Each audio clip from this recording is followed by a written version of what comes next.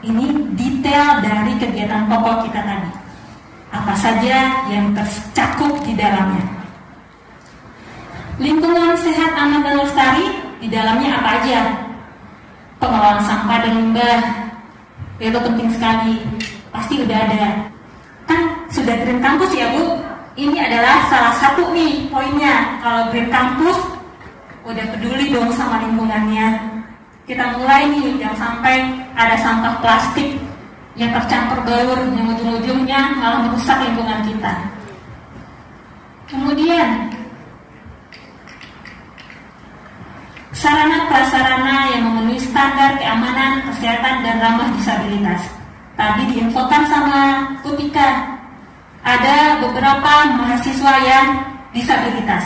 Ternyata UM sudah memberikan layanan supaya teman-teman kita yang disabilitas juga punya akses yang sama dengan kita. Sudah ada bidang miringnya mempermudah mobilisasi, kemudian ada braille-nya, kemudian ada toilet khusus disabilitas. Ini adalah bentuk kontribusi UM terhadap penyediaan sarana yang ramah disabilitas. Kemudian kantin sehat, yang tadi ada yang punya PR. Ya Bu, kemudian pencegahan dan pengendalian penyakit. Nah, tadi terlaksana kegiatan deteksi dini. Apakah deteksi dini penyakit tidak menular, penyakit menular, atau casual? Kemudian melakukan edukasi terkait dengan TB, HIV, hepatitis. Di sini ada asrama Bu. Nah, biasanya kalau di asrama itu punya resiko lebih tinggi terjadi KLB, hepatitis, karena terkait dengan hygiene. Nah, berikan informasinya supaya semua orang bisa menjaga kesehatannya, baik itu yang nantinya pengolah makanan, penjamu makanan, apapun yang kita mengkonsumsi. Kemudian membentuk peer leader dan peer group. Bikin grup-grupnya nih, misalnya mahasiswa.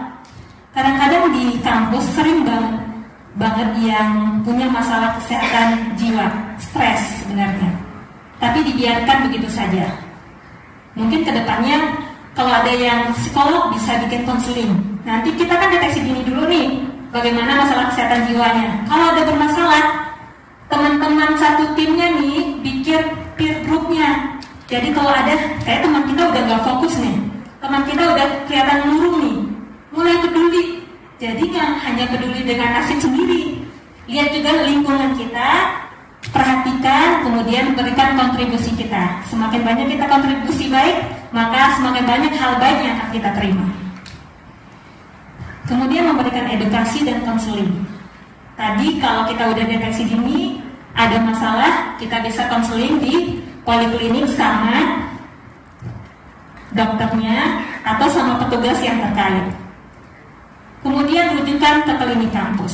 Kalau tadi kita udah punya tim untuk deteksi dini, kemudian ternyata ada nih yang punya masalah diduga hipertensi, tensinya pas diukur udah mulai tinggi, maka kita rujuk ke klinik untuk pemastian diagnosa, karena diagnosa tidak bisa ditegakkan oleh kader atau awamnya, harus ditegakkan oleh dokter.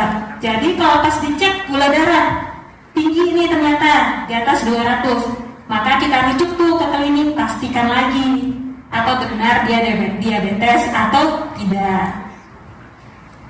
Kemudian peningkatan perilaku hidup bersih dan sehat atau PHBS. Apa yang kita lakukan? Sosialisasi, edukasi tentang kesehatan diri dan pribadi, kemudian juga untuk peer group lagi, supaya saling diskusi nih, duduk-duduk diskusi masalah topik kesehatan, ngobrol-ngobrol sama temannya topik kesehatan. Jadi jangan gosip aja, tetapi juga masalah-masalah kesehatan kita bahas. Gimana nih COVID sekarang, meningkat atau menurun, apa yang perlu kita kontribusikan. Kemudian ada lagi masalah kesehatan lain, ikut terlibat di dalamnya. Minimal kita perbincangkan, mau gak mau, maka kita akan mencari informasi terkait ini, nambah pengetahuan kita. Kemudian penerapan pola makan sehat, sama halnya prinsipnya edukasi lagi, promosi lagi, perbanyak peningkatan literasi. Itu adalah poin-poin penting dalam pengembangan kampus sehat. Nah, kemudian peningkatan aktivitas fisik. Tadi di sini sudah pernah dilakukan tes kebugaran. Bu Tika nih yang dari Kesmas Ilmu Olahraga ya. Udah pernah ada tes kebugaran? Bapak? Belum. Nah, ini salah satunya tuh. Bikin tes kebugaran, apakah kita bugar atau tidak? Dia ada tesnya. Nah, itu termasuk bagian dari deteksi dini. Kemudian melakukan peregangan di sela-sela jam pelajaran. Mungkin kalau tadi udah ada olahraga tuh tiap hari Jumat di universitas maupun di fakultas. Nah, di sela-sela jam pelajaran mulai ada peregangan minimal semenit 2 menit untuk mahasiswanya. Yang tadinya berjam-jam udah duduk pegel kan, beri waktu mahasiswanya untuk melakukan peregangan. Jadi mata bisa diistirahatkan sebentar, pendengaran bisa diistirahatkan, tubuh yang kaku-kaku bisa digerakkan. Kemudian kita menerapkan kawasan zero tolerance. Kawasan zero tolerance ini yang mau kita kembangkan di kampus ada 6. Apa saja? Penerapan kawasan tanpa rokok. Udah ada Bu peraturannya KTR. Nah, Kota Malang sudah ada perdanya kan? Nah, mulai turunkan, bikin peraturan rektornya. Kemudian bikin sign-nya di mana-mana. Jadi semua masyarakat kampus bisa aware nih, oh di sini KTR nih nggak boleh ngerokok nih. Minimal ada rasa malu untuk merokok di area kampus. Kalau udah ada sign-sign-nya, kalau udah ada peraturannya, kalau udah ada peraturan rektor, turunkan jadi peraturan dekan.